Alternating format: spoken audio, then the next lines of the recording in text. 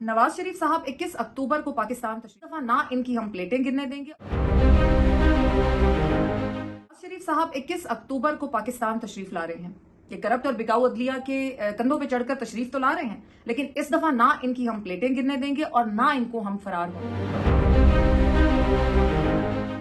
बिलावल भुट्टो की सखर में खाली नशिस्तें देखकर जिनसे उन्होंने खिताब किया, ये देखकर सवाल तो उठता है कि पीपीपी और पीडीएम इस दफा मासूम अवाम को क्या सौदा बेचेंगे। क्या नवाज शरीफ ये कहेंगे कि मैंने शहबाज शरीफ को ये 16 महीने गलत मशवरे दिए, या बिलावल ये कहेंगे कि 114 गैर मुल्की दौरों के बाद उन्होंने पाकिस्तान को आइसोलेट कर दिया। ये क्या गजब है कि ये कैदी नंबर 804 की इलेक्शन मुहिम चल रही है। हर बिजली का बिल, हर आटे की बोरी, हर चीनी का थैला, हर पेट्रोल का लीटर इमरान खान की इलेक्शन कैंपेन चला रहे हैं।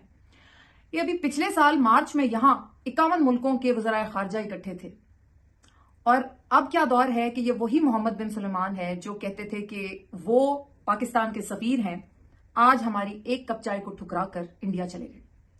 अवाम ये सब कुछ देख रही है, लेकिन अवाम सिर्फ इलेक्शंस का इंतजार कर रही है। अस्तोर के लोगों ने ये साबित करके दिखा दिया कि हलक में से कैसे नतीजा निकाला जाता है। अब आप चाहे रोएं, पिटें, चीखें, अगला वजीर आजम तो इंशाल्लाह इमरान खान है। ये बात आप जितनी जल्दी समझ लें उतना अच्छा है।